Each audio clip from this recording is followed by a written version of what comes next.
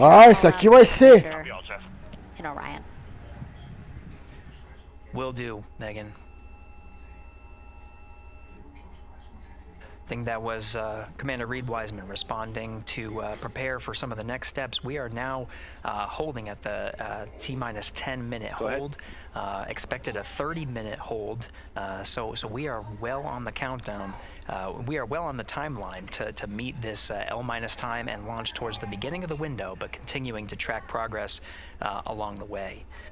Again, I'm here with the Artemis II flight control teams in Mission Control Houston. The team in the room behind me has been monitoring the countdown and verifying their own mission-specific launch criteria of the Space Launch System, the Orion spacecraft integrity. Vou deixar no automático. During the final poll before launch, if all looks good from each of the flight controllers in this room, Flight Director Judd Freeling will report a go for launch from Houston Flight. Upon liftoff, teams here take control of the mission and communicate with the crew while they fly on the Space Launch System. This phase of flight is highly dynamic, and each console position has a dedicated and important role of looking after critical systems. You'll hear calls from Capcom and NASA astronaut Stan Love in this room to the Artemis II crew as milestones are reached during the more than 8 minutes of powered flight on the core stage. Liftoff and ascent are just the beginning. This room will be staffed around the clock over the next 10 days to oversee every moment of the mission through splashdown. Here from the Johnson Space Center, we'll be streaming the mission live 24/7 so anyone can follow the crew's journey, take peeks inside the spacecraft, and share the experience of a lunar flyby with astronauts looking down at the moon's surface. Teams here have been rehearsing tirelessly in simulations to throw every conceivable and inconceivable scenario their way. We are ready and eager to begin the Artemis II mission. Still milestones to come as we continue the countdown, but we'll be right back with you during the ascent phase of today's flight. With that, Megan, I will send it back over to you at the Space Coast. So much, Gary. Under 37 minutes until the opening of our 2-hour launch window, 6:24 p.m. Eastern. I've never been more excited for a time. But why don't we send it back over to Megan Carter with the moon board to learn more about what happens after ascent. Absolutely. I am definitely also getting excited. Things feel like they're starting to pick up a little pace here.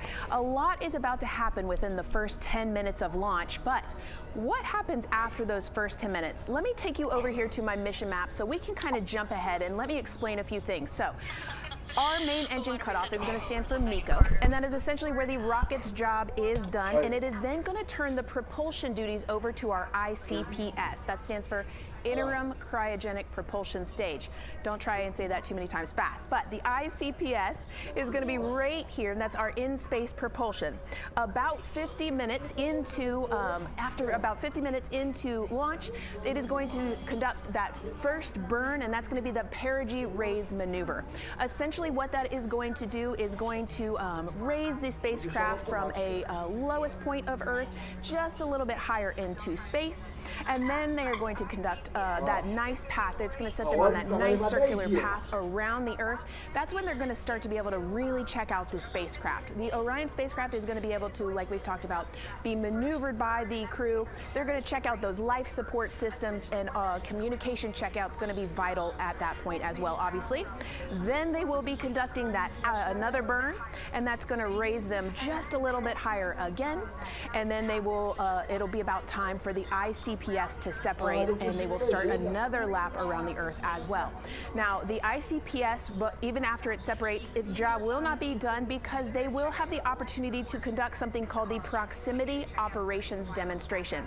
And this is going to be really important for our future lunar missions because the ICPS actually has a target on it, and the crew is going to have the opportunity to manually maneuver these spacecraft like we've mentioned and practice those docking maneuvers. Now, obviously, they will not be docking for this mission, but that is again going to be critical for those lunar missions in the future.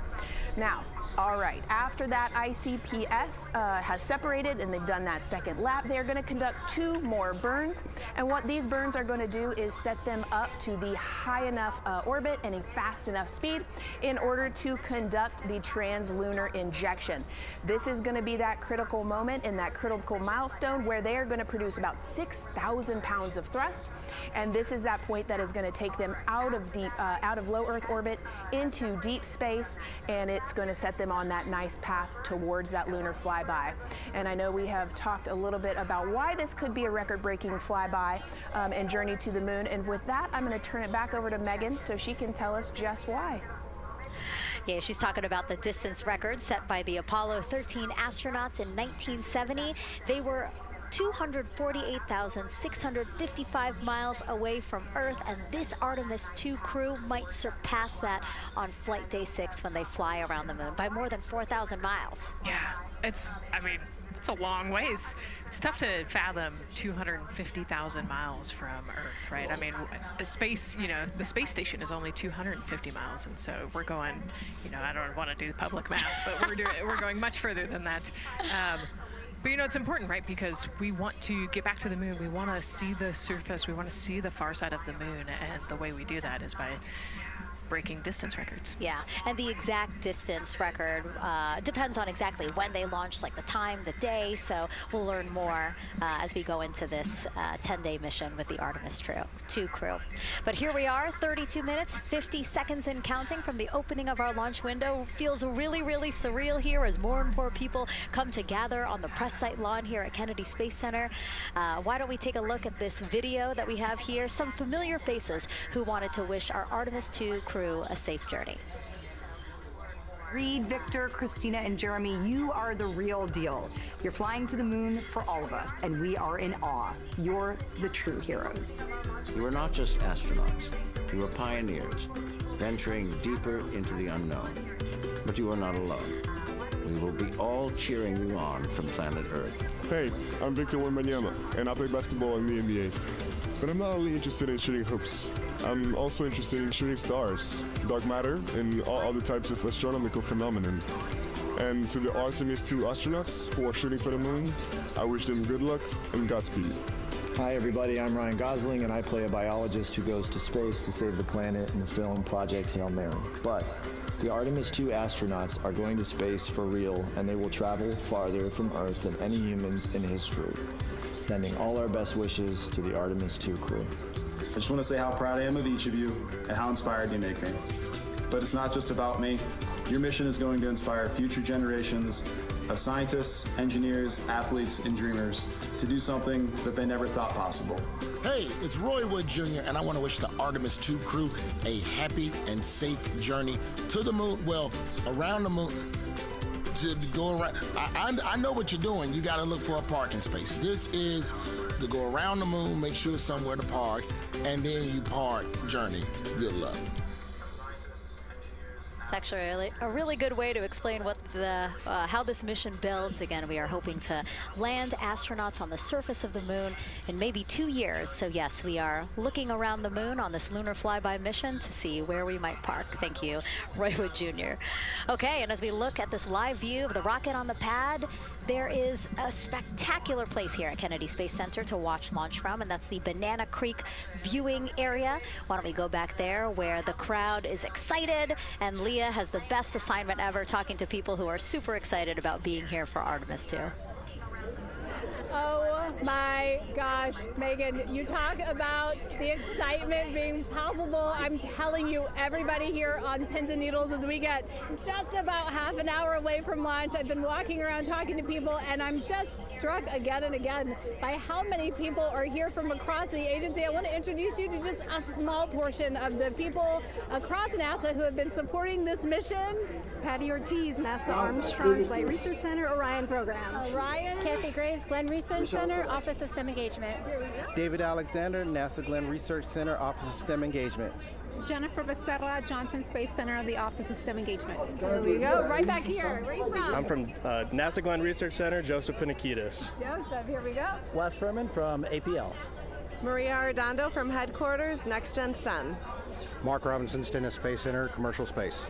Amira Flores, Armstrong, Office of the STEM Engagement. Molly Kearns, NASA Glenn, Space Communications and Navigation.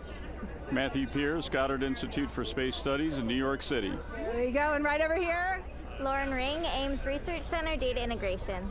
So we're coming together. We're one big NASA team, one big NASA family, and we have one major message before we launch tonight. Okay, guys, what are we going to say? 1, 2, 3.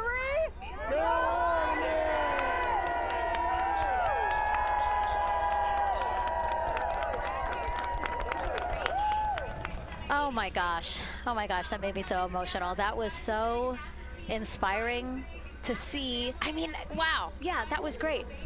I mean, just to hear everybody say their position, what they're doing to support this mission is amazing, and I'm sure this was something that really rang true and resonated with NASA's Administrator Jared Isaacman, again, to see the workforce come together to do the work and then to be here for launch. So why don't we actually go over to him now with our Jasmine Hopkins at one of our other viewing locations. All right, Megan, thank you so much. The energy here on the balcony is honestly becoming electric as we get so close to launch, and now we are thrilled to welcome NASA Administrator Jared Isaacman. Jared, we're really entering a golden age of exploration. How will Artemis II set the pace for the coming years? Well, I mean, Artemis II is the opening act, right? This is the test mission. This is getting very comfortable with the SLS rocket, the Orion spacecraft. No humans have ever flown on this before, right? And we're going to put it through its paces. We'll go into Earth orbit for a little bit, make sure Orion's doing okay, and then we are sending them, right? We're going to send them farther into space than any humans might have gone before, 250,000 miles away, and it's going to set up for the subsequent missions. That's why we're going into the golden age of science and discovery right now, because you're going to see a moon rocket launch in 2027 when we do our testing with the lander. We're going to go for the landing on Artemis 4 in 2028, and in parallel, we're going to build the moon base, right? And that is going to be filled with science discovery and tech demonstrations that's going to support the enduring presence we're trying to create on the surface. Absolutely. So honestly, history-making years ahead of us, you know, with Artemis 3 and 4. But first is Artemis 2. What will be our single greatest takeaway from this mission?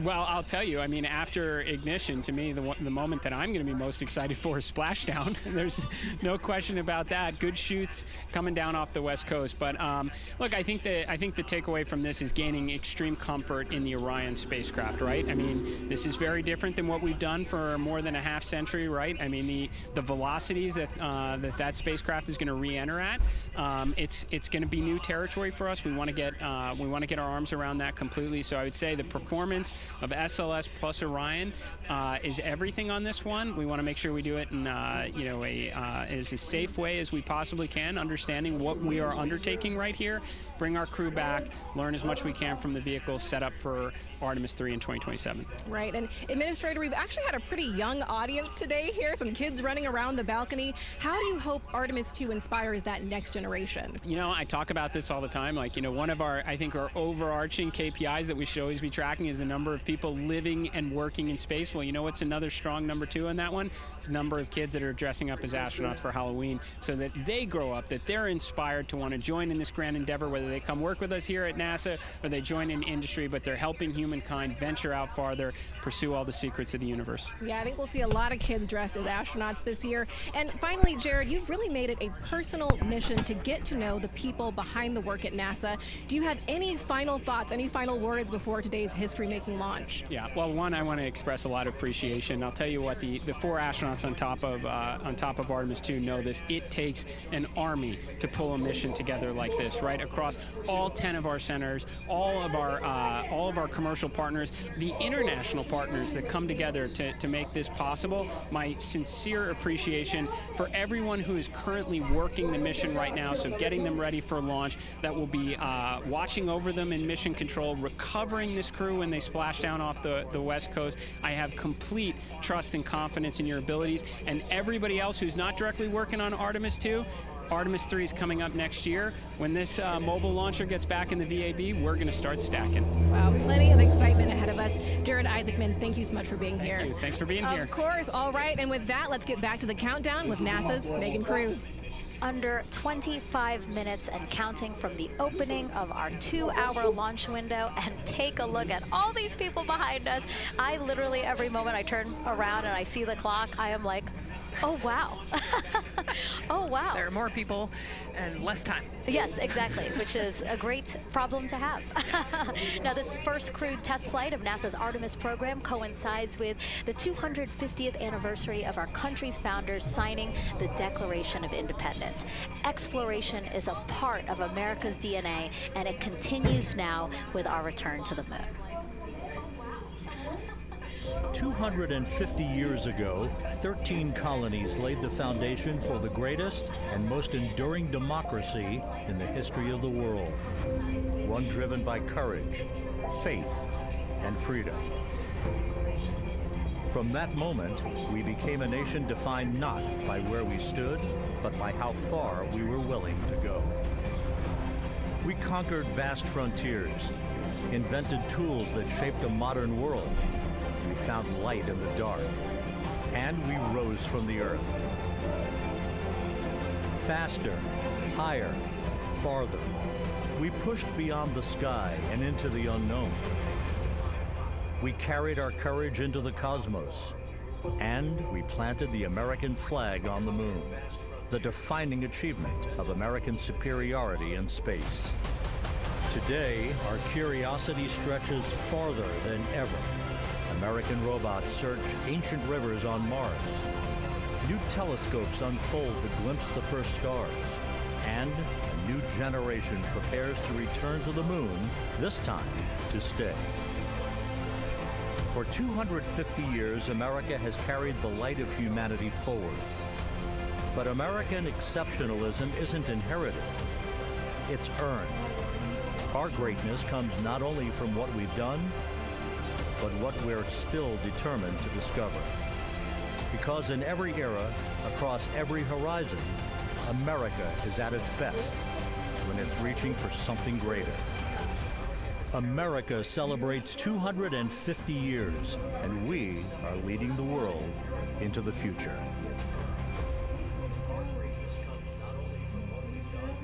22 minutes, 15 seconds and counting from Artemis II, NASA's boldest test flight in a generation.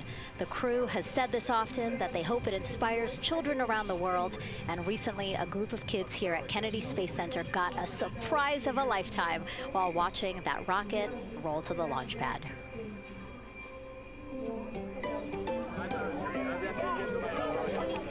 Tell me what color it is.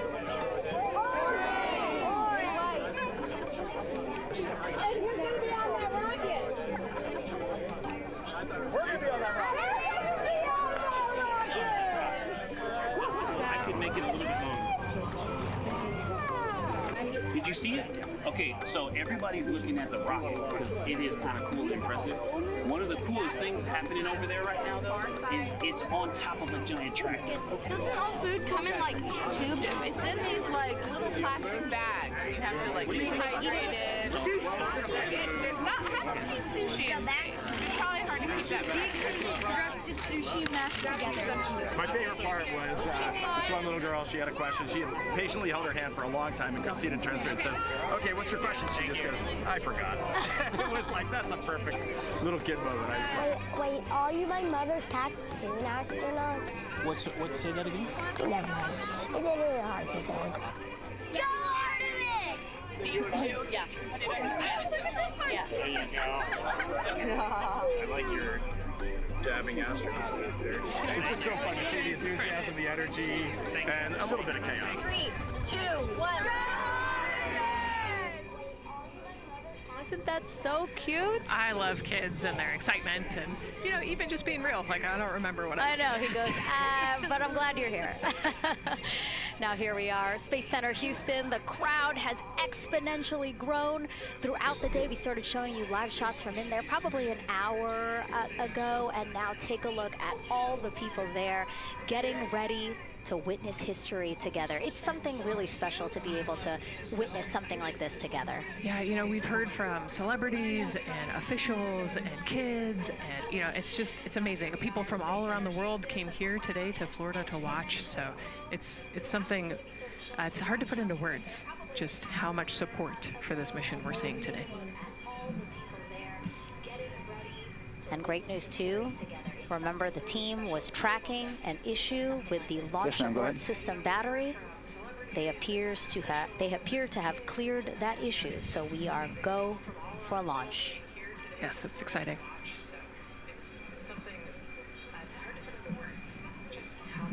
U.S. Space and Rocket Center here, Huntsville, Alabama, waving to the Artemis II crew sitting right there inside Orion.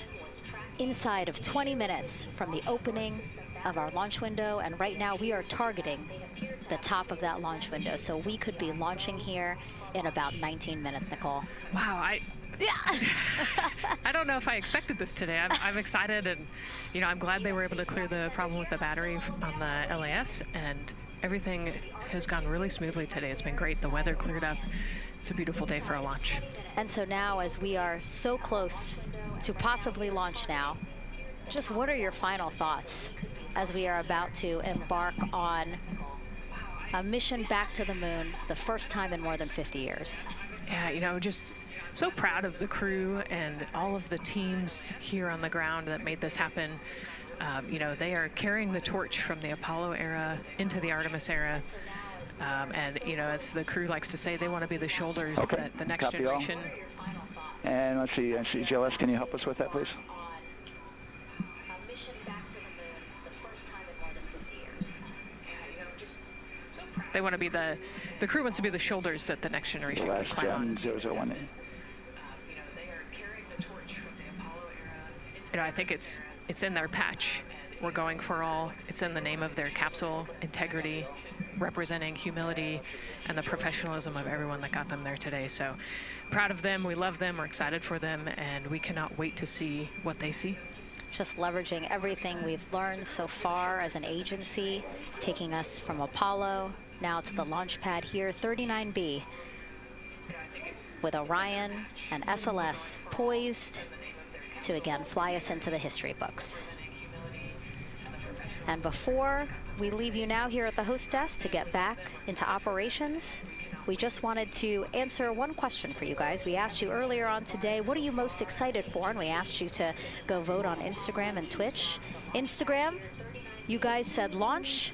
Twitch, you guys said lunar flyby. So I think you guys will all be very excited since we are now about 17 minutes from the opening of our launch window today. And so with that, as we approach terminal count, let's send it back to Daryl Nail in Firing Room 1. Daryl.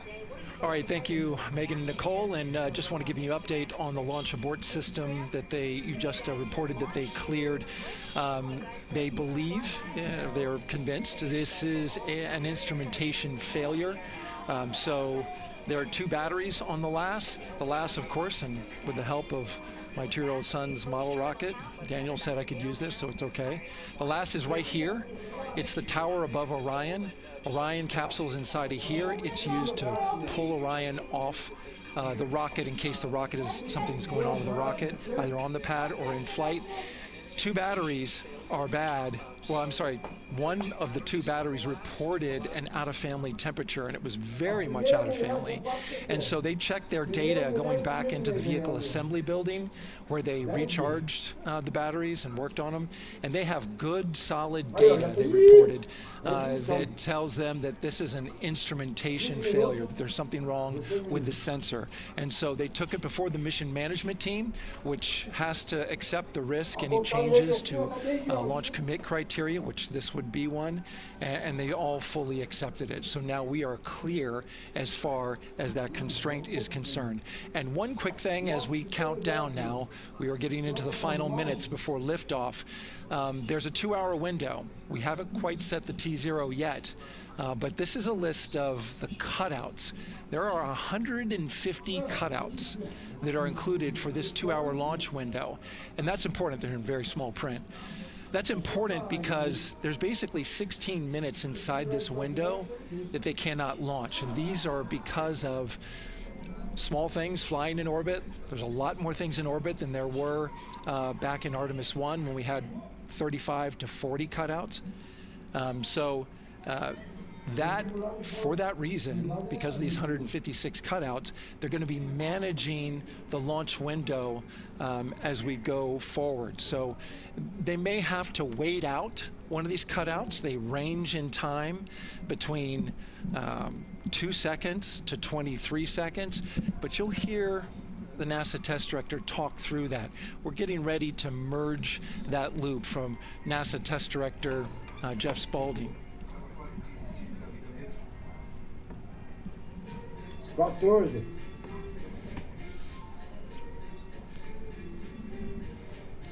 And so now I'm listening to the launch team get ready to merge their operational channel.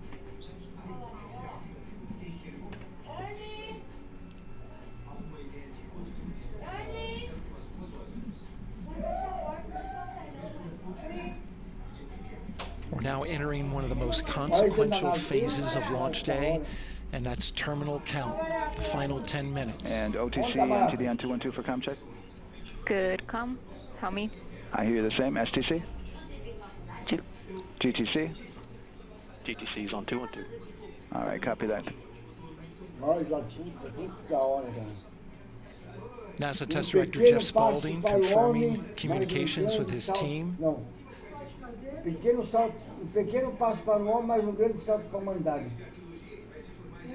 There will be 2 polls that we'll hear. One from Spaulding, the NASA Test Director, confirming the ground systems and the launch team are ready to proceed. At this point, we have a clear board, no constraints, but we need confirmation from each individual on the NASA Test Director team. So we'll hear him poll his team. The other poll that we're waiting for is the poll from Launch Director Charlie Blackwell Thompson, who will take that final status from NASA management before giving the go to come out of a hold. Now you're seeing the clock count down at L minus 12 minutes. CCL, OTC, Orion, S1. CCL. Yes, sir. Reconfigure ARS primary loop ISO valves. Copy, that's in work. And CDR, OTC, Orion, S1. Go. ARS loop ISO valves are being closed at this time. Integrity copies. NGDLP. Go. Yes, I had a discussion with CIS and with MER manager regarding the observation the CIS had a few minutes ago. They were able to confirm on the CI photos that the condition that they observed has been there since 2025.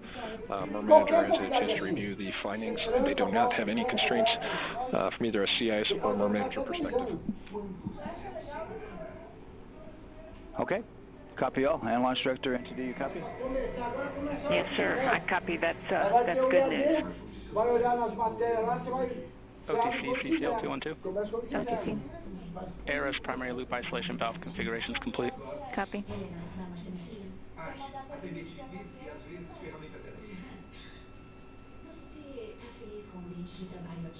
And CGLS NTD, cancel pending, please. CLS copies, and that's complete. All right, and for all personnel, we got a little bit more work to do before we pick up the clock, and we're about a little over a minute from getting to T-minus 10 minutes, but we've canceled the resume time there, and then we'll pick it up after we get through all of our work and anything else that we need to do to get through the remainder of the count. So we'll continue working that to get to our T0 today. So when we get to about 50 seconds from now, we'll extend that hold. CVSE OTC. CVSE 400-290, looking to verify that we are configured for ascent. Yep, give me about 2 more minutes. I'm going to start CMA2 streaming. Copy. NTD, COSE, hold requested. Copy that. I have an LCC violation of O-CT-004, S-band transponder anomaly. This was a transient LCC violation, so transponder 1 had a demodulated SNR estimate that went down to 2 dBm when it should have been between 10 and 13. It is now back up to 12, but we did lose that for just a moment. It does not appear that we lost our bit sync or carrier lock. which would be indicative that we lost our lock with the vehicle. So at this point, recommendation would still be go. However, we do have a pre-planned contingency procedure if we want to look at that. But again, this is transient, so we're back in a nominal range. All right, let's see, LPE NTD. Yeah, we're not seeing that hit, so I guess the question for COSC, was that less than 3 samples? Is that below our persistence? Stand by, let me look. It did look like it did persist for several seconds on mine, but let me take a look at the number of samples. Could I get a repeat on the affected LCC, please? Yes, ma'am, that's going to be O-CT-004. Thank you.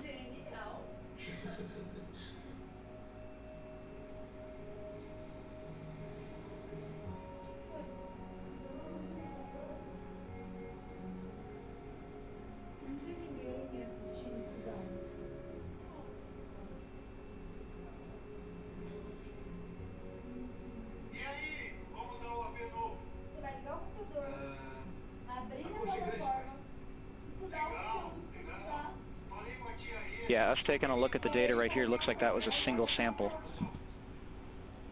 Yeah, copy that. RFTS does report that they also lost lock for about 5 seconds, so I would love to ask KUS and see if they also lost lock with the vehicle for any extended amount of period.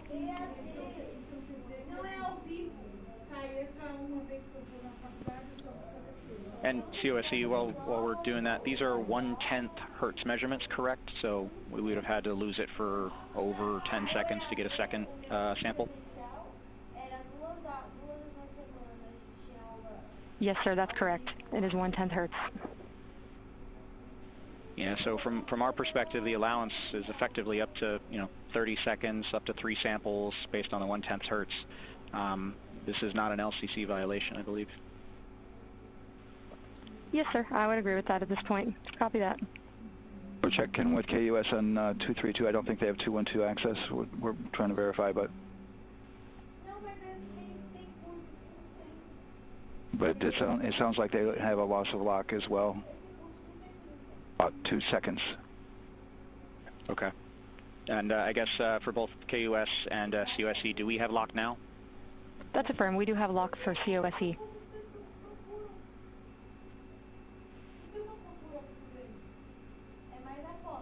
Yeah, so from the integration console perspective, we did have a temporary loss there within the allowable, and per the requirement, let's go.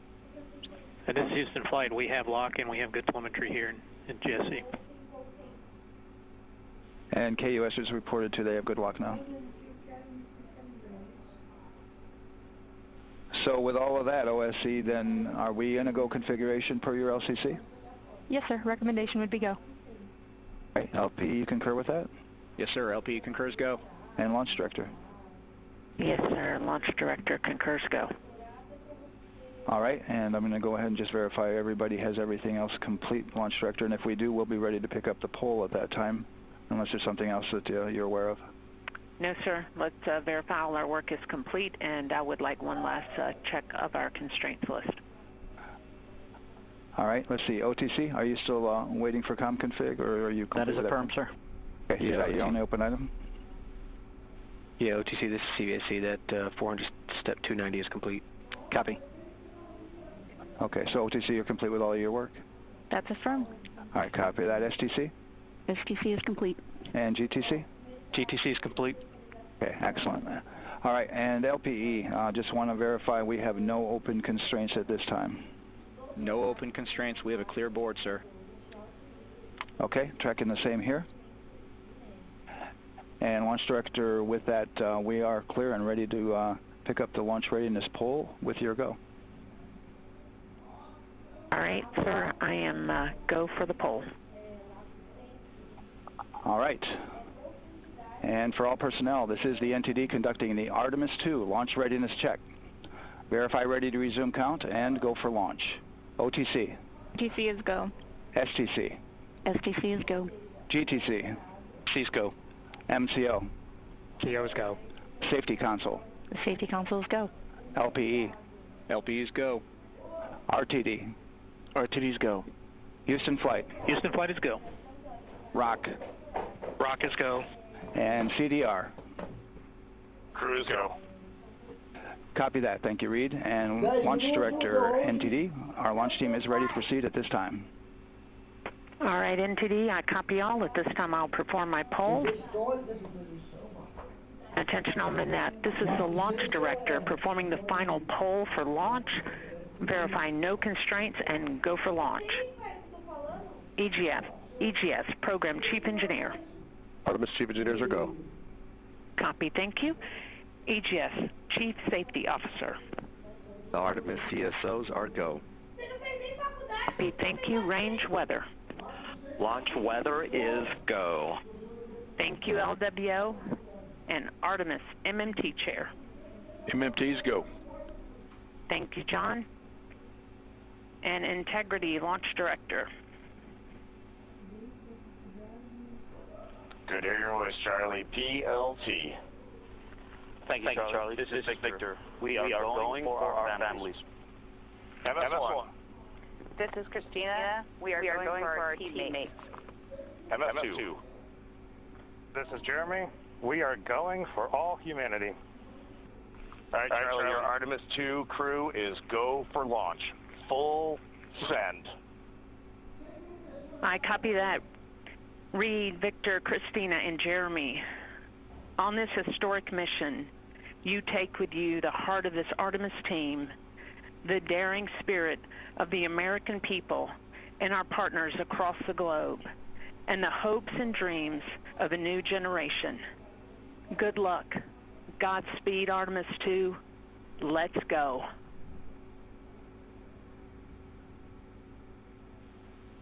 And NTD Launch Director. Go ahead, Launch Director. Yes, sir. You have a go to proceed with countdown. Copy that. I'll put it in work. CDR, NTD. Go.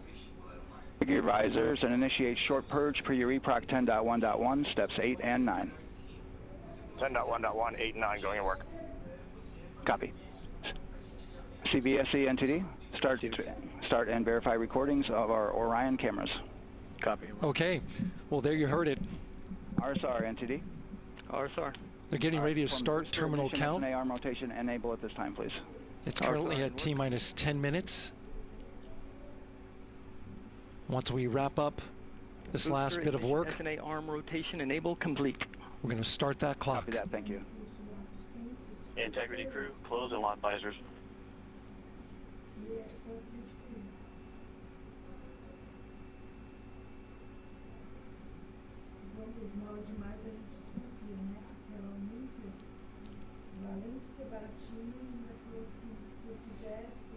You heard an issue, worked in real time with telemetry lock on the Orion.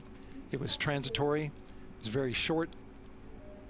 They checked the data, confirmed that they had a good lock. This was with the S-band transmitter on the Orion. Worked through that issue, looked at the data, and cleared it. All with the world watching. Impressive work by the launch team. So we have a 2-hour window, which starts in just a few minutes at 6:24 p.m. Eastern Time and goes until 8:24 p.m. Eastern Time. And ECL NTD will be waiting for your verification on the short purge. ECL copies. And for all personnel, once we get that short purge verification, we'll verify that we are clear to go, and then we'll proceed with the terminal count.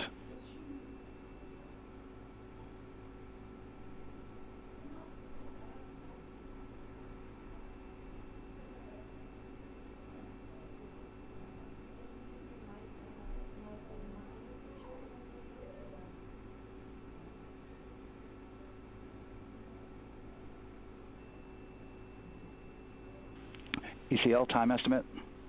About a minute. Copy.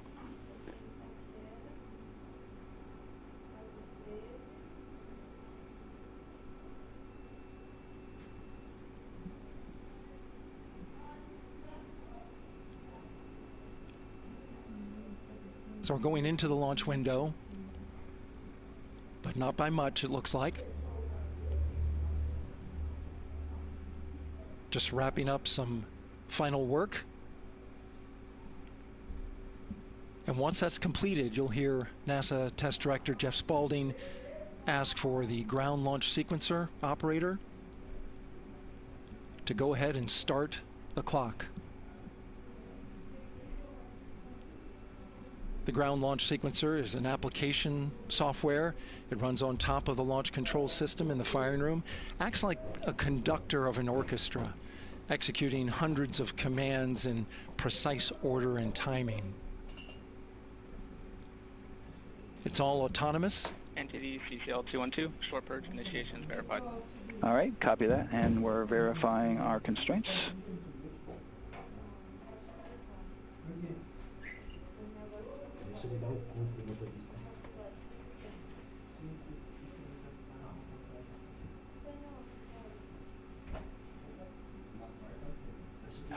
All right, and we're clear from cutouts.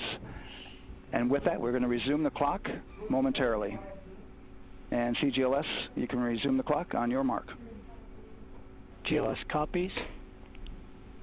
3, 2, 1, mark. GLS mainline has been initiated. T-minus 10 minutes and counting.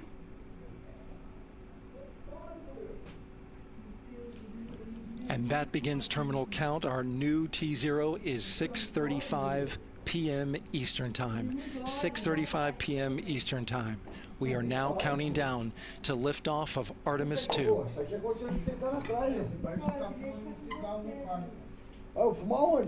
From now on, you're going to hear two voices on the loops. If everything goes nominally, NASA Test Director Jeff Spaulding, who's directly managing the launch team, and Alex Mandelis, the GLS operator who closely monitors the software.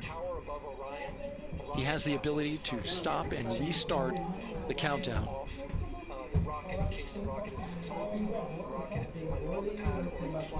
A lot of people ask about whether there's a launch button. There certainly is not. Flight and rock. Our new T0 is 22, 35, 12. Houston flight copies. 22, 35, 12. Affirm. There you heard confirmation of the exact T0, 6:35 and 12 seconds p.m. Eastern Time. Again, our T0 is 6:35 and 12 seconds p.m. Eastern Time. But as I was saying, there's no launch button. This is autonomous. But there is a button that keeps you from launching, and that button allows the GLS operator to pause the countdown outside of terminal count and during terminal count and submit a hold to the next holding point. So the clock won't stop right away. If there's an issue, we'll go to the next stable holding point. This is how GLS configures the rocket and ground systems to a stable point where they can stop the countdown if that's needed. But right now, we are counting down. Our next big milestone, looking to retract the crew access arm. GLS is go for crew access arm retract. And there you see the crew access arm moving away.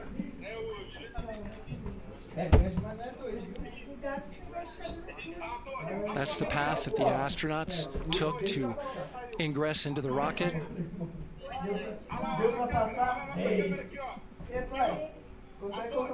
Until this point, that was their way off the pad if they needed to evacuate. But now with that arm retracting, the backup transitions to a launch abort system. And they'll begin arming that shortly. Of course, the launch abort system, great shot there of the crew access arm retracting away. The launch abort system is the tower at the top, and that's what would pull Orion and its crew off the top of the rocket in case of an emergency, whether it's on the ground or in flight. This is critical safety hardware that protects the lives of the astronauts.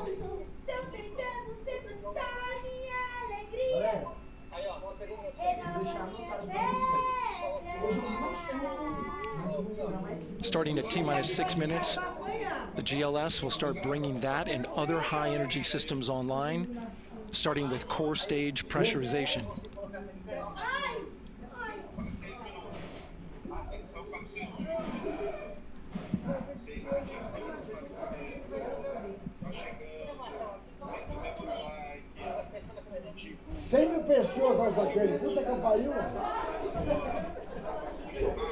Weather is 90% go.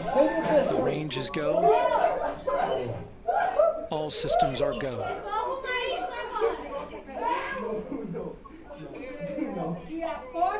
GLS is go for core stage tank pressurization. That means the replenish valve for the liquid hydrogen tank has now closed, and that tank is beginning to pressurize to flight levels because that hydrogen is naturally boiling inside the tank. We'll get the liquid oxygen tank a little later in the count. Now the team is waiting for verification that, if needed, the Artemis II crew could use the launch abort system to pull Orion safely off the top of the rocket in an emergency. Let's listen in for that call. GLS verifies last capability available. And CDRD copy. CDR copies, last available. That's great news, and you heard the NTD verify that with the commander of the mission. GLS is go for FTS arm. Now work is being done to arm the flight termination system. This is so the range safety can send a flight termination command if the rocket flies too far off track. There's a brief built-in delay, so the launch abort system has time to pull the astronauts to safety first. LH2 high flow bleed check. All right, the high flow bleed check. That's so the cryo team gets verification that the RS-25 engines, all 4 of them, are in the proper temperature range for launch.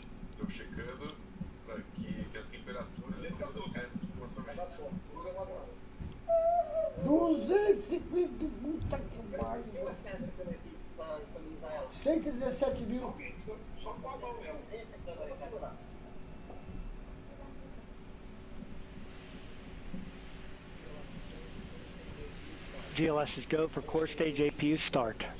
Core stage APUs start. Those are auxiliary power units, high-speed turbines which provide pressure to hydraulic pumps that steer the RS-25 engines. We're going to see a gimbal test a little later at T-minus 2 minutes and 30 seconds.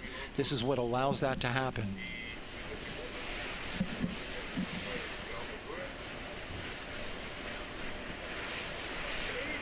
Coming up in about 20 seconds, we're listening for go for purge sequence 4.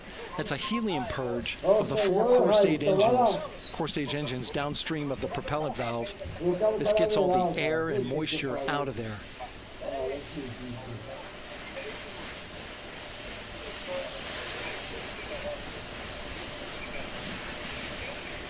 GLS is go for purge sequence 4. Moving through the milestones. All is looking good.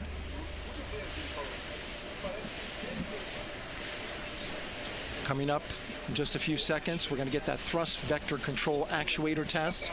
This is a gimbaling of the engines.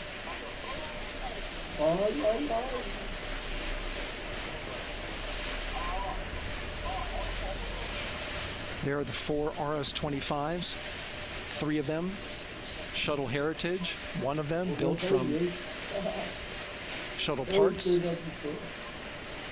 And there you see them moving.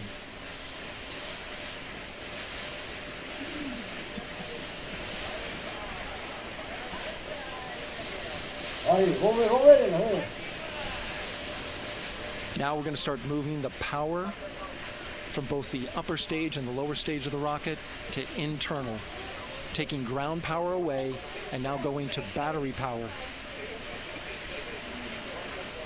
GLS is go for upper stage internal power.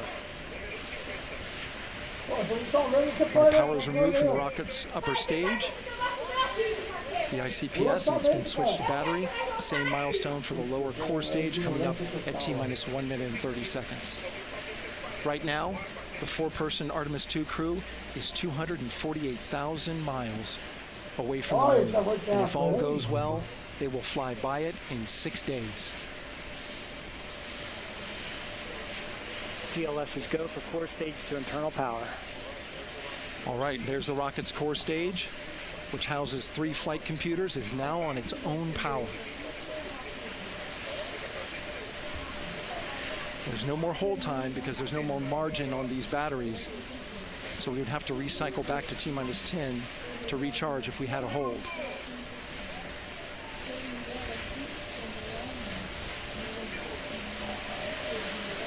One minute. Right now, the rocket does not know what the T0 is, but coming up at T-minus 33 seconds, control shifts from the ground launch sequencer to the rocket's onboard autonomous launch sequencer, or ALS. The rocket will count itself down, but honor any holds that could come from the ground. Now, shortly after liftoff, Houston will take control of the rocket, and my colleague Gary Jordan will take over commentary. GLS, go for ALS.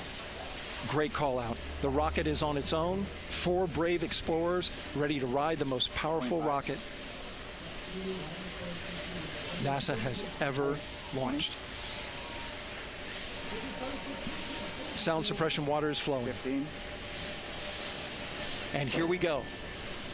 10, 9, 8, 7. RS-25 engines lit. 4, 3, 2, 1. Booster ignition. And liftoff. The crew of Artemis II now bound for the moon. Humanity's next great voyage begins. Good roll pitch. Roger, roll pitch. Houston now controlling the flight of Integrity on the Artemis II mission around the moon. Integrity, AMT high. On time, passing 30 seconds into the flights. Integrity passes the alternate MECO. Target milestone. Mission Control Houston seeing good performance on the 4 main engines. Space Launch System core stage. Integrity, 3 miles in altitude. Traveling more than 1,200 miles per hour.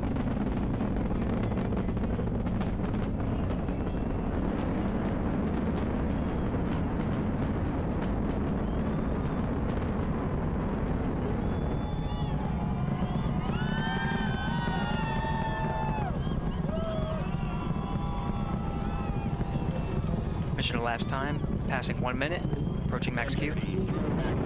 On, Ponce de Leon. Stan, we have you loud and clear on Ponce de Leon. Have you the same. Communication signal transfer confirmed as Integrity and its crew go supersonic.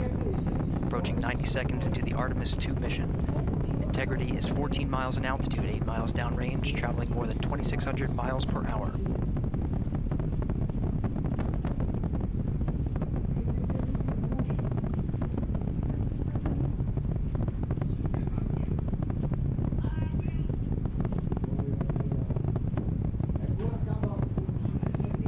Minute 50 seconds of mission elapsed time, standing by for main engine throttle down to 85%, ahead of solid rocket booster separation, expected at the 2-minute 9-second mark.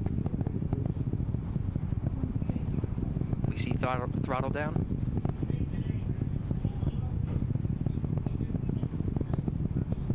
Confirmed separation. Main engines throttling up, guidance converged.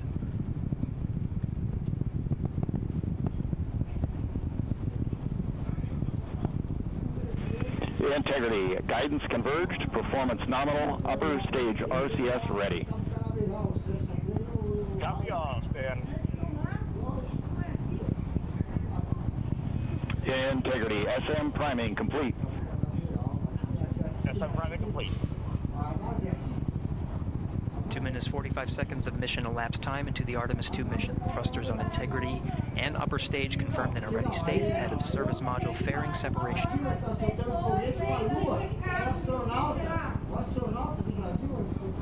3 minutes into the flight, Integrity 49 miles in altitude, 78 miles downrange, now passing 5,000 miles per hour.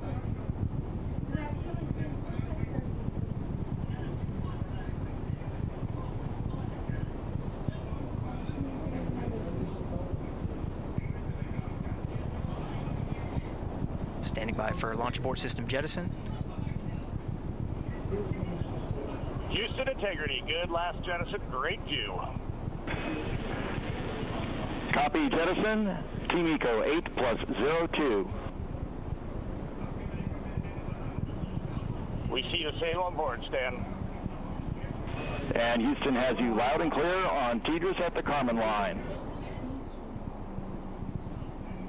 Outstanding, Stan. We have you the same.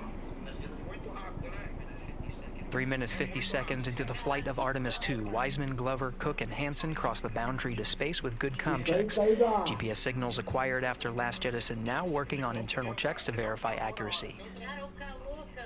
Flight Dynamics Officer analyzed the time of main engine cutoff, confirmed at 8 minutes 2 seconds, time of MECO.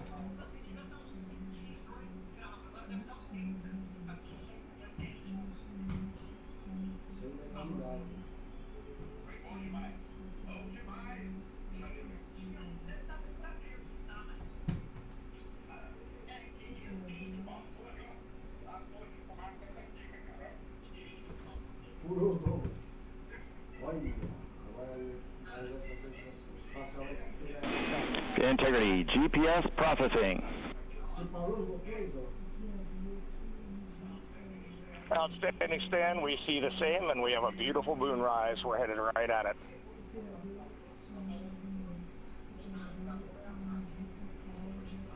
Approaching 5 minutes into the flight, Commander Reid Wiseman confirms he has visuals of his destination. GPS guidance, navigation, and control software finishes internal checks and sends to navigation channels. Integrity, 3 engine press. 3 engine press. On time, now passing 5 minutes 20 seconds of mission elapsed time into the Artemis II mission. At this point, 3 good main engines are all that's needed to carry Integrity to a nominal main engine cutoff target. Though at this time, we're seeing 4 good engines here in Mission Control Houston. Integrity, 75 miles in altitude, 330 miles downrange, approaching 10,000 miles per hour.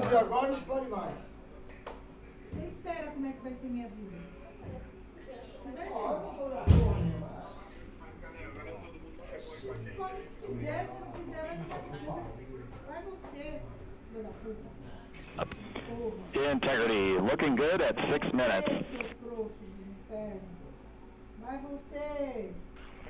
Same on board, Stan. Good trajectory and engine performance. Booster officer will soon report the shutdown plan to Flight Director Judd Friedling, expected at the 7-minute mark. Integrity, 78 miles in altitude, 460 miles downrange. Integrity, expect nominal shutdown. Integrity copies nominal shutdown.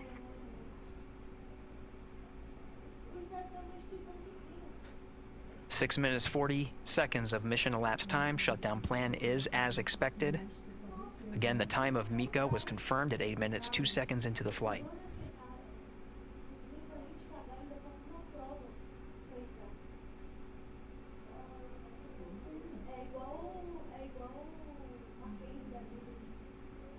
Seven minutes of mission elapsed time. Throttling down as we approach the abort once around option. Milestone at the 7-minute 30-second mark. Now 84 miles in altitude, 650 miles downrange, traveling more than 15,000 miles per hour. Integrity, AOA open. AOA open. The window is now open for an abort once around option that would target splashdown in the Pacific Ocean. Still following nominal ascent at this time.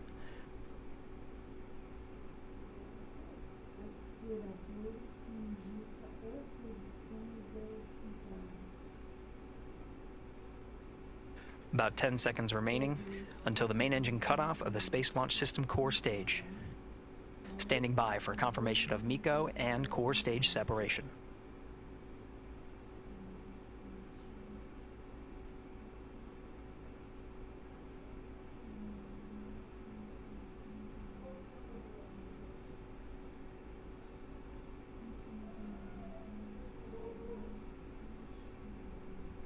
Integrity and nominal MECO, core stage separated.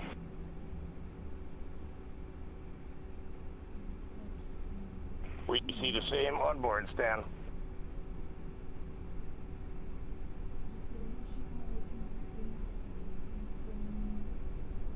8 minutes 40 seconds into the flight, we have a nominal main engine cutoff heading in the right trajectory on the way to swing around the moon. Core stage has separated, done its job. The Space Launch System upper stage, the interim cryogenic propulsion stage, or ICPS, still attached to the Orion spacecraft.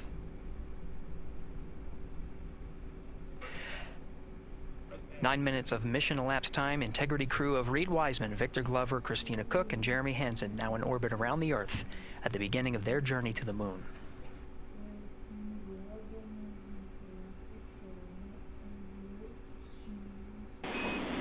Integrity Houston, looking ahead to PRM. Numbers so far per the pad.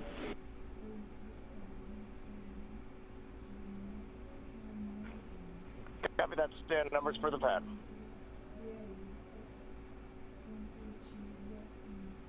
Capcom Stan Loves now reminding the crew that the perigee raise maneuver time of ignition is as expected prior to booster ignition. That time being 49 minutes 50 seconds of mission elapsed time.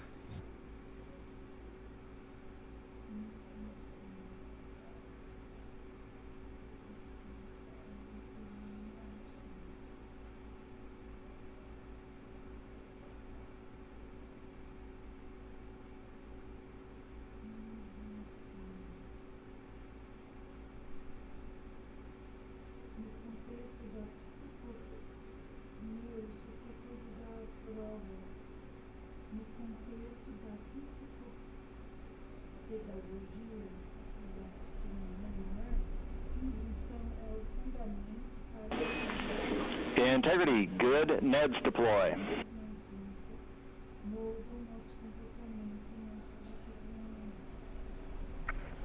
Copy that, Stan. Good, Neds.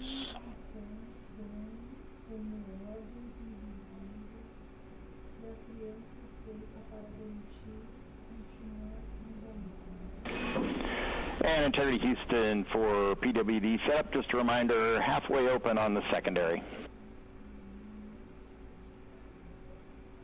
We copy that, Stan. Halfway open.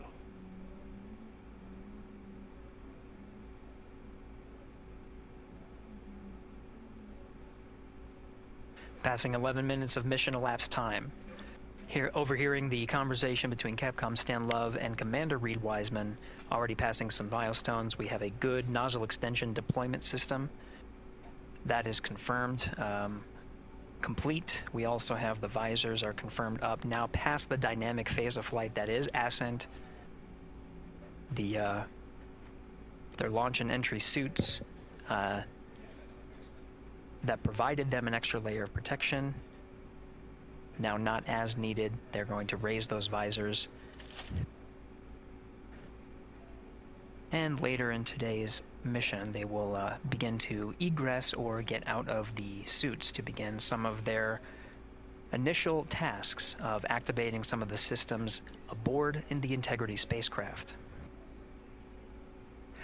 It's passing 12 minutes of mission elapsed time. Again, the perigee raise maneuver that's targeted near 50 minutes of mission elapsed time, 49 minutes 50 seconds. That's what the crew is going to be working towards. The Commander Reid Wiseman, pilot Victor Glover will focus on preparing for that milestone. In the meantime, mission specialist Christina Koch and Jeremy Hansen will start some of the activation of environmental control life support systems. You may hear confirmation of their activation over the Orion to Earth communication network.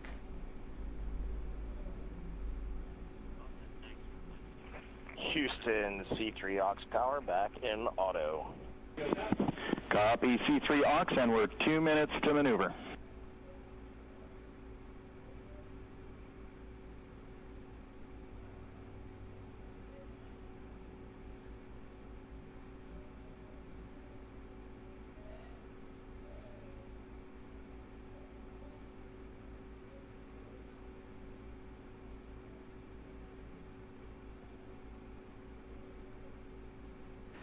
$13 minutes and 30 seconds of mission elapsed time. We're going to continue to follow the crew of the Artemis II mission They are beginning their journey around the moon to verify the systems that will take us to its surface. An incredible ascent.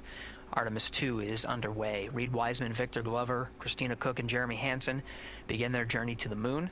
Still milestones to come up as we await solar array deploy and the critical burns that will get Integrity into high Earth orbit around the Earth before engines are fired to get us around the moon.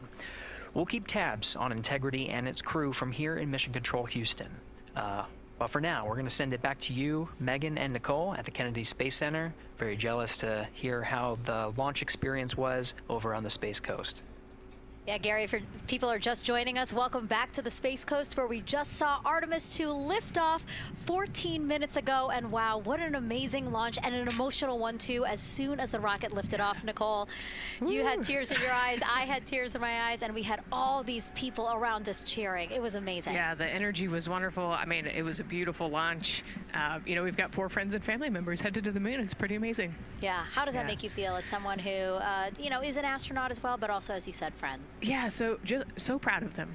You know, man, we don't have the words in the English language to describe this kind of an event, and pride, love, so many emotions. You know, they are truly breaking some barriers, and hopefully, you know, as Gary just said, they've got a long day ahead of them, so wishing them well on everything. But so far, what a beautiful launch to watch. Yeah, to be returning to the lunar orbit in more than 50 years.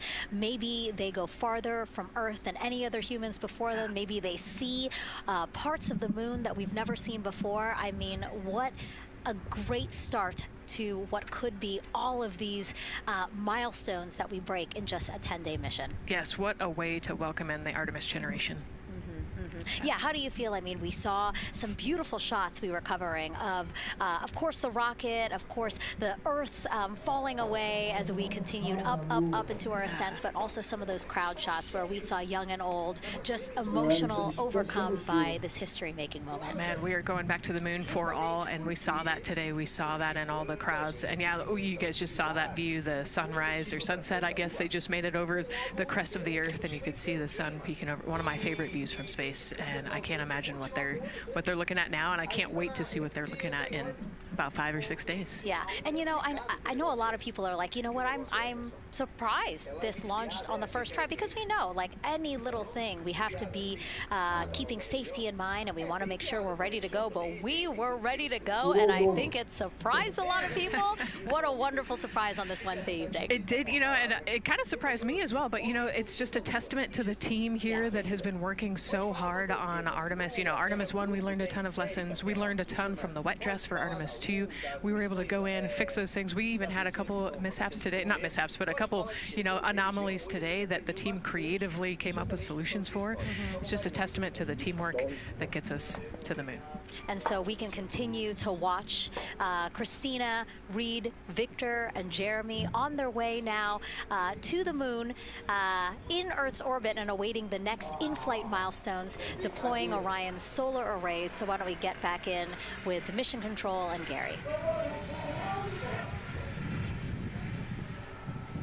Hey, thank you, Megan. Again, we're following along in the action. It is a long day. They have a number of procedures they need to get to immediately in their timeline. And Integrity Houston, cross-tie is on board per the ETSI-DEM.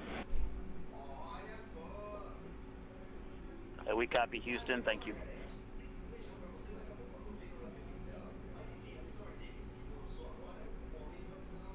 Cross-tie referring to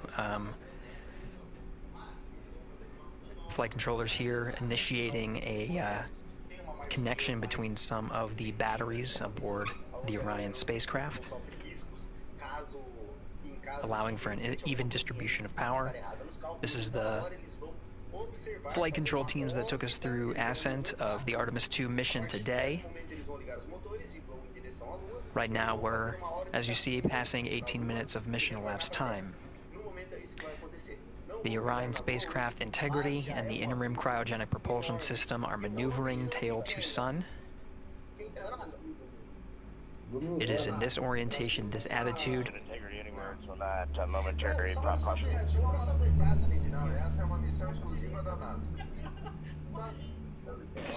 And Reid, no action, we're looking at it.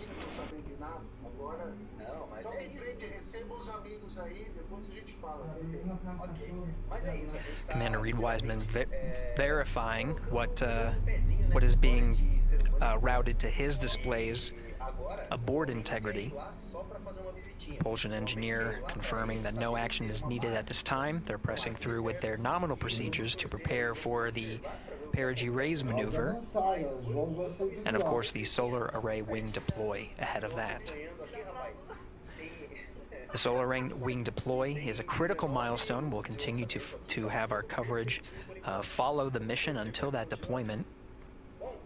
Successful launch is just the beginning. The deployment of the solar arrays and successful confirmation that those solar array wings are drawing power is a significant milestone, and says to the flight control teams that we will continue on today's mission. Power needs to be drawn to continue through some of the next milestones. Until then, the AOA open option that was called up upon ascent, the aboard once around, is the current option. An aboard to orbit option, ATO, will be switched to a preferred mode at the time that the solar array wings are deployed and latched. It gives the flight control teams a little bit more flexibility. Integrity Houston, update on Tidra's handover for your pad.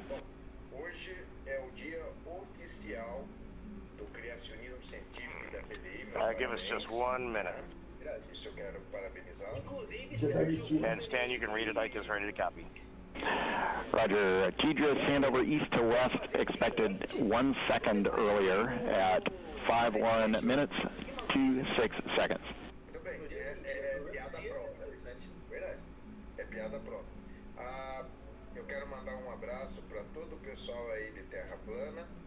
Hi, Stan, we copy 1 second earlier for 5126 Tidra's east to west, and saws are starting to deploy. Thermal knives are firing. We concur. Thanks for the report.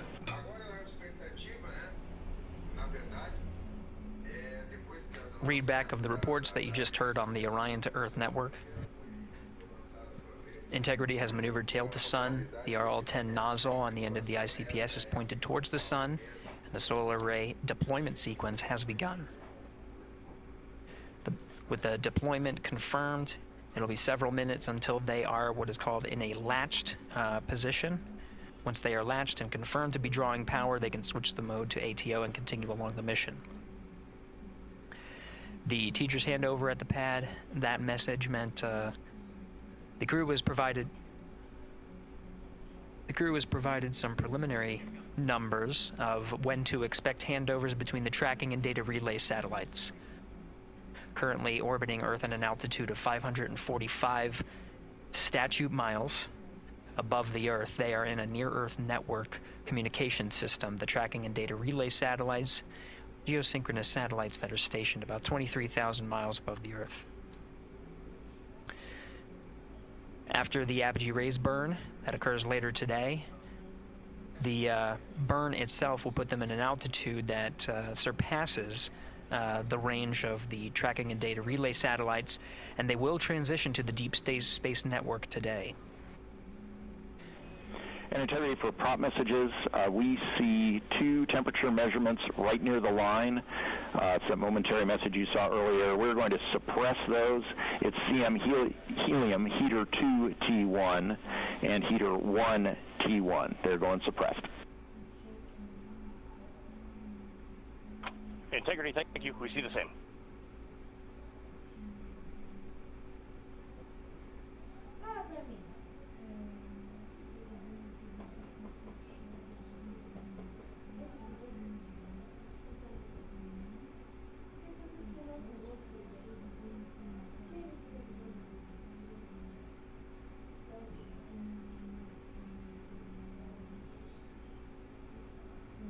This is Mission Control Houston, passing 23 minutes of mission elapsed time into the Artemis II mission.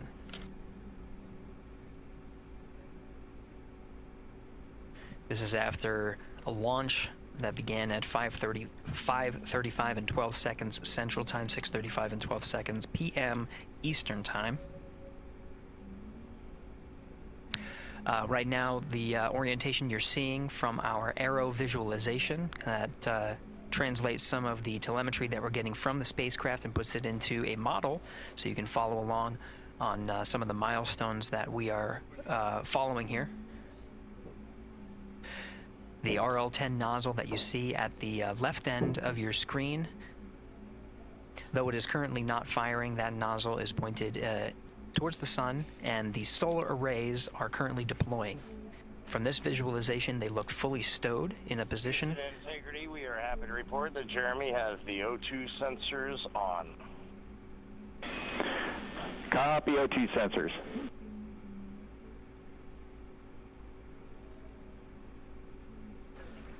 Again, Commander Reid Wiseman and pilot Victor Glover overseeing the deployment of the solar arrays. And we'll follow the attitude maneuver changes ahead of the first burn of the ICPS engine, the perigee raise maneuver. Integrity Houston, we see 4 saws deployed and latched, ready for ATO preferred. Yeah, we're almost there in the procedure stand, and we see the same thing. And Integrity Houston, we are seeing a 7-second miscompare between the MET on Orion and ICPS. We'd like you to read us the MET from your center status bar and for the ICPS on StackSum.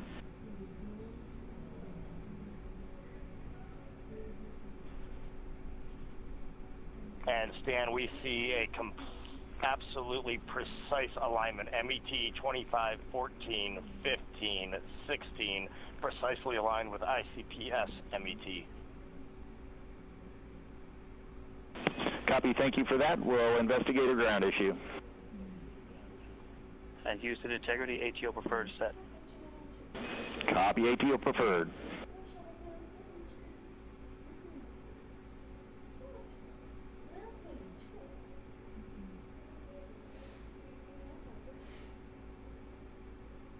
This is Mission Control Houston, 25 minutes, 45 seconds into the flight of Artemis II.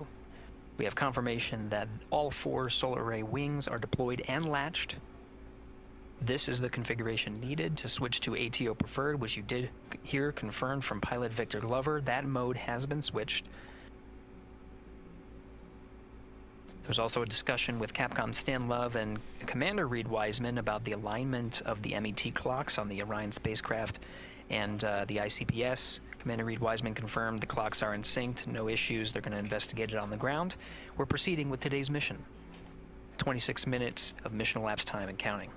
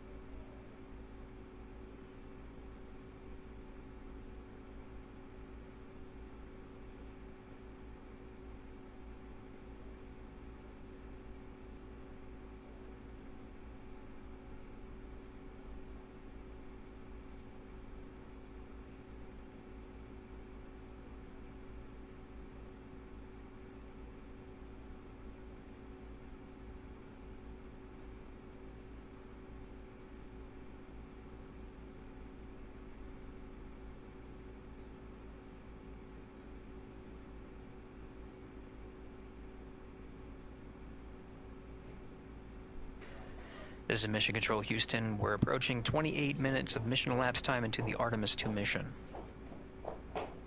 At this point, we've had a successful liftoff from the pad at 5:35 p.m. and 12 seconds p.m. Central Time, 6:35 and 12 seconds p.m. Eastern Time.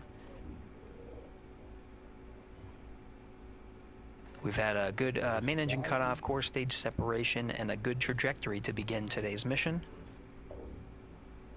Right now, the spacecraft has maneuvered tail to sun, We're standing by for another maneuver to maneuver into the burn attitude. This is where the RL-10 engine of the ICPS is pointed in the correct orientation for the perigee raise maneuver. We did hear confirmation that the perigee raise maneuver time of ignition has been confirmed per the pad, which means it was the predicted time prior to liftoff. Integrity for GNC, we're taking channel 1 to unfiltered and to BFS. Okay, Stan, we're watching. Go ahead.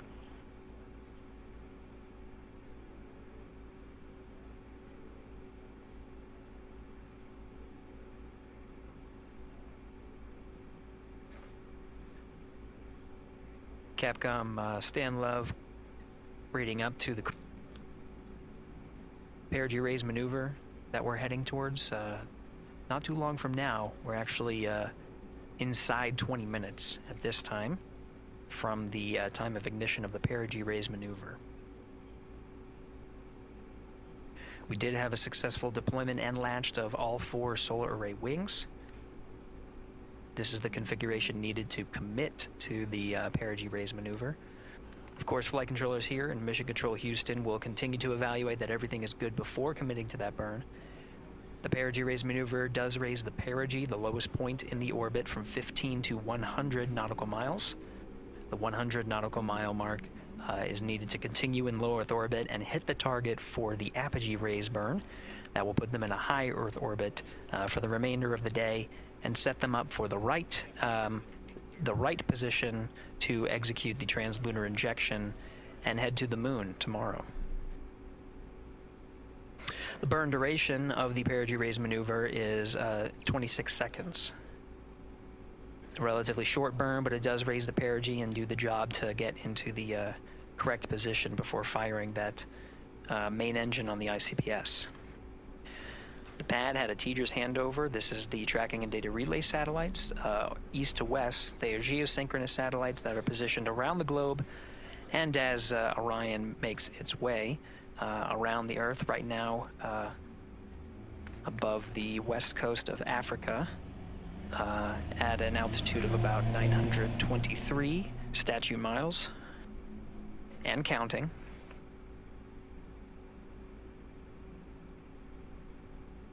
The perigee raise maneuver is not executed at the perigee. It is rather executed on the, actually closer to the apogee. But what it does is it raises the perigee on the other end of the orbit to 100 nautical miles.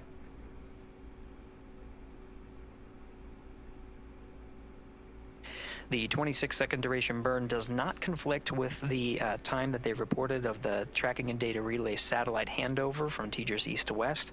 Again, geosynchronous satellites that are used not only by Integrity today, but the International Space Station as well.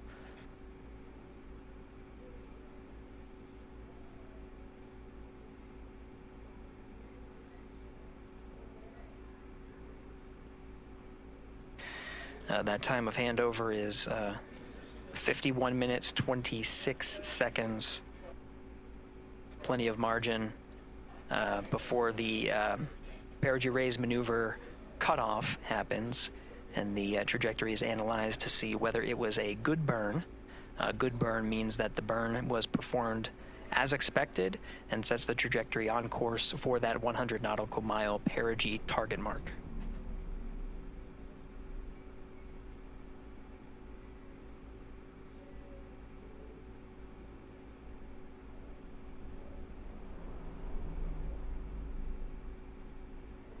Again, for those sticking with us on NASA Plus and following along on our coverage, we will continue to follow and to cover the mission until,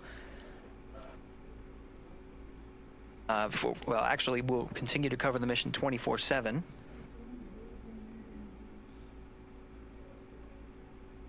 But we'll wrap up our coverage here shortly, and now that solar array wing deployment has occurred on NASA Plus and Amazon Prime. Again, we will continue coverage 24/7 at the NASA YouTube channel for those that want to see all of the upcoming milestones. There are select times where we will be coming back to NASA Plus and other streaming platforms. You can go to nasa.gov to find the latest on when to find those activities. Given that this is an operational mission, we do want to make sure that we are maintaining transparency in the mission and providing you all the information on what's happening in space as Reid Wiseman, Victor Glover, Christina Koch, and Jeremy Hansen head on their mission around the moon.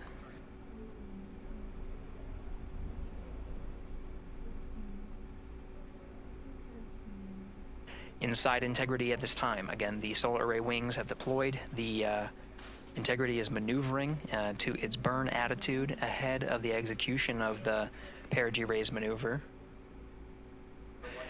Overseeing these steps is primarily done by Commander Reid Wiseman and pilot Victor Glover.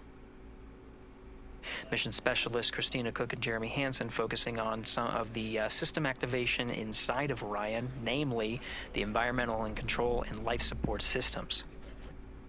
The activation and checkout of some of these critical systems are very important to continuing on the mission, making sure that those systems are in a good condition and in a reliable condition to provide the necessary environmental and control needs of the crew, with humans on board through the duration of the mission that extends 10 flight days.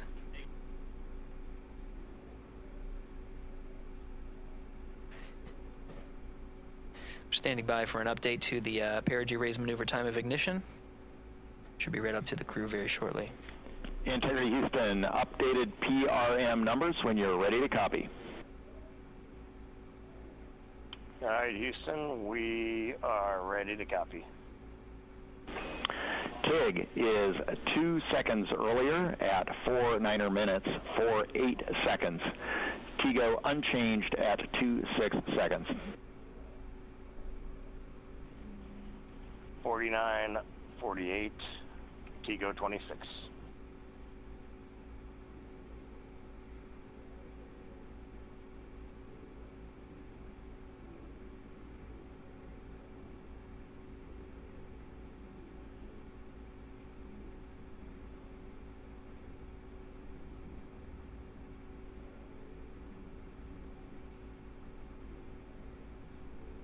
This is Mission Control Houston. With that update, we are approaching a little more than 13 minutes from the time of ignition of the perigee raise maneuver. That time updated to be 2 seconds earlier was 49 minutes, 50 seconds of mission elapsed time. We'll now move to 49 minutes, 48 seconds. The duration of the burn, that's what was referred to as the TGO, will still remain at 26 seconds, relatively short duration burn. Again, just raises the perigee of the orbit today.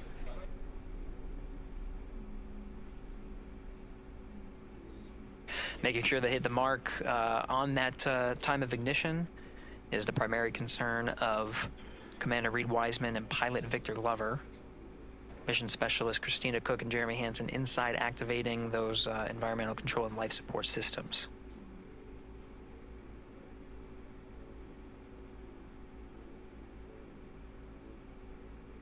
At this time, all 4 crew members are wearing the launch and entry suits. Integrity Houston, for Optimus on the PCD, we have time update instructions when you're ready.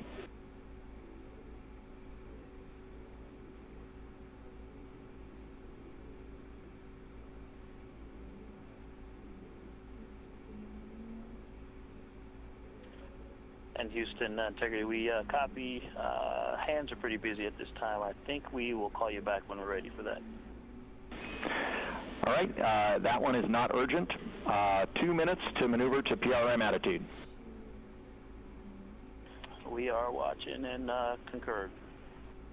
90 seconds-ish, maybe. Pilot Victor Glover confirming that maneuver less than 2 minutes. Again, that the point of that maneuver is to point the main engine of the ICPS, the RL-10 engine, in the proper orientation to execute that 26-second burn. It needs to point in the correct position to achieve the goal of raising the perigee to 100 nautical miles.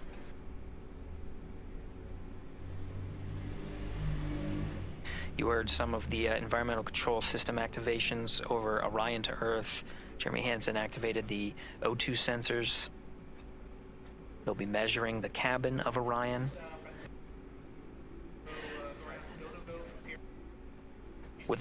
During all of the activations, here on the ground in Mission Control Houston, Flight Director Judd Freeling is doing a poll with all flight controllers in the room to see if we are in a go position to go ahead and execute the perigee raise maneuver. Once concluded, Stan Love will report it back up to the crew, and we'll stand by for that.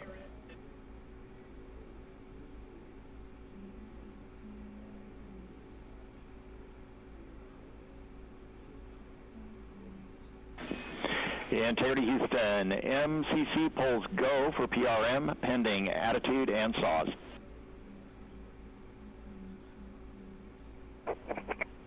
Hey, we copy. MCC is go. Maneuver starting.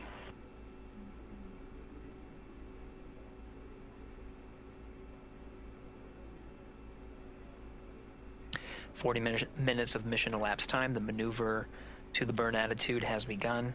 The maneuver also is paired with reorientation of the solar array wings that have been deployed. They will have various positions throughout the duration of the flight. Of course, solar arrays meant to maximize the draw of power from the sun. So when deployed, we're in a biased solar array wing configuration that was called solar normal.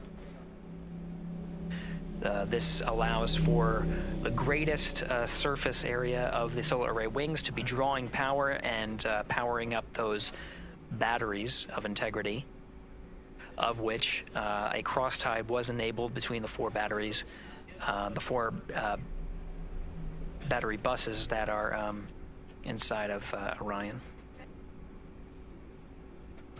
However, for the perigee raise maneuver, the solar array wings will be put into a position to take on the loads imparted by the ICPS main engine when they execute the 26-second burn.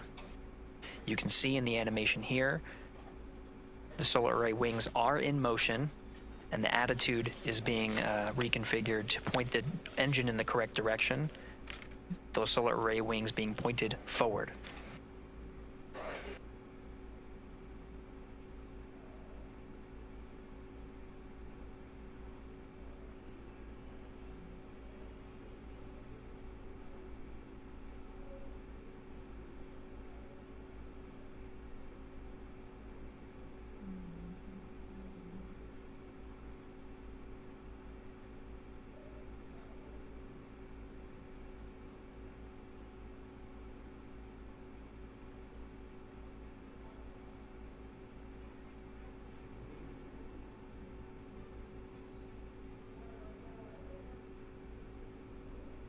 You're getting a live look inside the Artemis II mission flight control room. The team you see here oversaw the ascent of our four astronauts inside Integrity, launching at 6:35 and 12 seconds p.m. Eastern Time. Now again, this room will be occupied 24 hours a day, 7 days a week, with flight controllers shifting on 3 shifts to oversee 24/7 operations of Artemis II while in flight. We will cover that live on the NASA YouTube channel, and we'll be covering that around the clock as we begin to wrap up our coverage here on NASA Plus. Before I do want to send it over to our colleagues at the Kennedy Space Center. And to my colleagues, it was a pleasure to join the teams at the Kennedy Space Center and be a part of such a historic launch. Here in Houston, again, we're turning our attention to the mission. And for now, we'll say farewell and thank you to our colleagues there for today's launch coverage. We'll see you again soon for Splashdown. This is Mission Control Houston, sending it back over to Megan and Nicole at the host desk. Thank you, Gary. And yes, it was such a pleasure to be a part of this historic mission that started right here at Kennedy Space Center. It was such an amazing sight to be a part of. And now, as Reid Wiseman, Victor Glover, Christina Koch, and Jeremy Hansen begin their journey, we here at the Kennedy Space Center are about to wrap our broadcast. We'll, of course, though, have 24/7 coverage with our colleagues at Johnson Space Center starting as soon as we sign off, so don't worry. You can follow along our 4 astronauts every minute of their nearly 10-day journey to the moon and back. Nicole, I'll definitely be watching it, and I'm sure you will too. Yes, of course. You know, they just started, right? The launch was beautiful. This was a historic day. They're on their way back to the moon for the first time in over half a century, but they've got a lot of work ahead of them, and so we're excited to see what they have to do and excited to test out the Orion spacecraft. This is a test flight after all, and we're excited to see what we can learn from this mission. Very humbling, inspiring. It was really amazing to be a part of this, and I'm so glad that so many people joined along by either watching here in person or watching online. And of course, Nicole, thank you so much for sitting through this, answering questions, adding so much context and information that really brought a lot out of what we saw today. Oh man, I had a blast. You're a rock star. You're a professional. Gosh, this was great. Oh, you're great. So this was a wonderful day. Well, again, thank you so much, and thank you to you for watching at home. You know, tonight we didn't just launch a rocket, we launched the next chapter of human exploration. Our Artemis II crew now on their way back to the moon, and we're taking you with us. So thank you again for watching, and go Artemis II.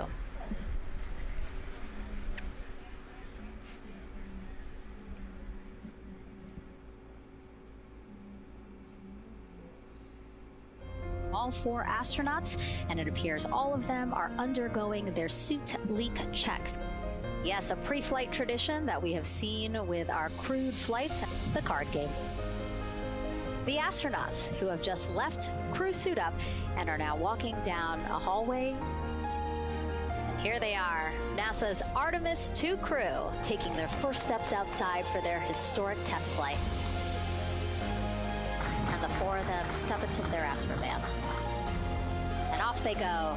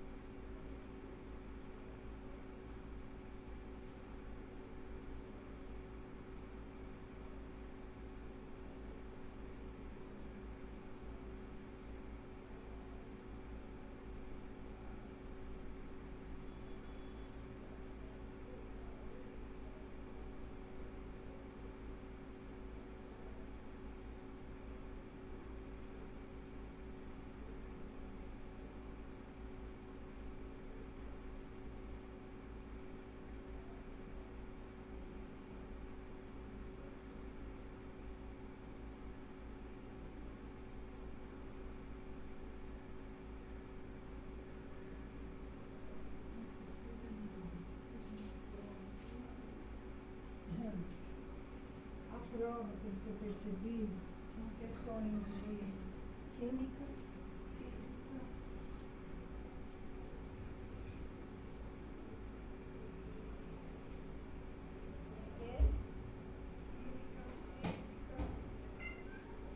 de português, de literatura, que mais? História.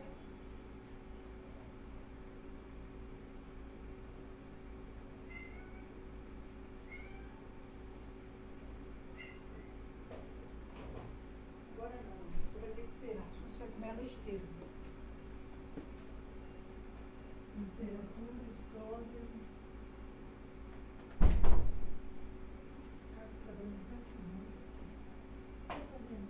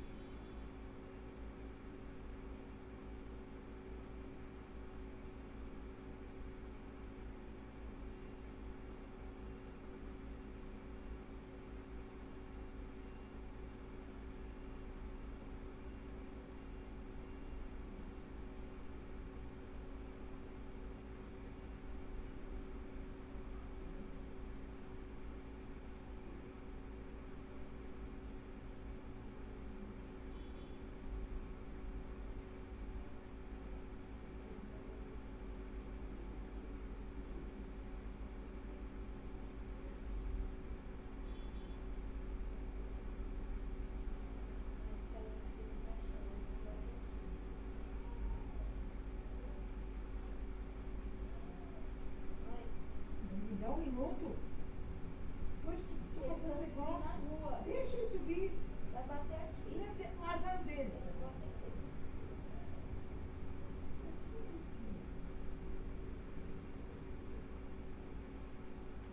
Que hora a faculdade? Não entendi. 263, 44.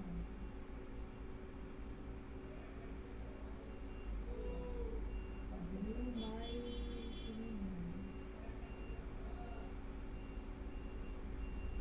minha pontuação, você vai rir. 28. 28.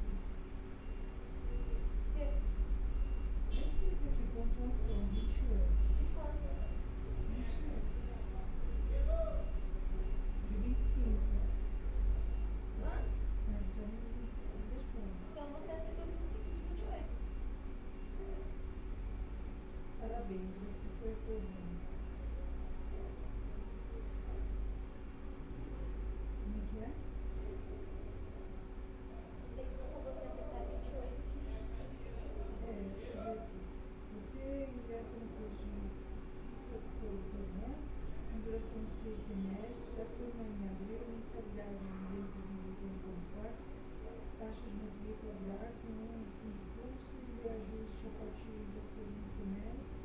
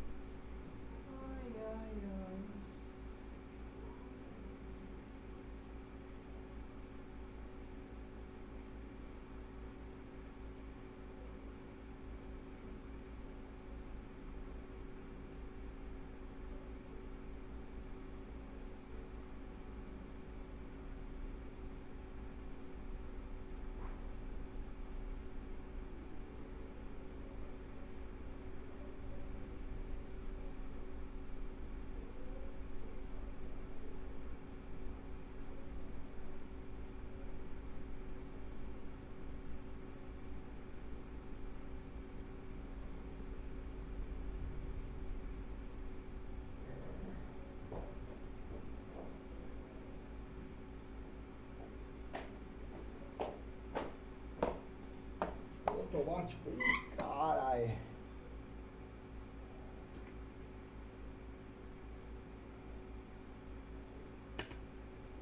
Porra.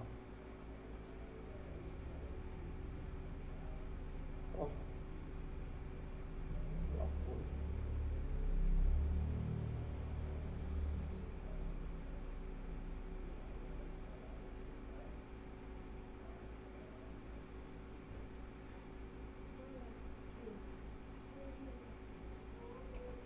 Eu acho que eu vou dormir aí, hein? Eu vou botar vocês duas pra fora, hein?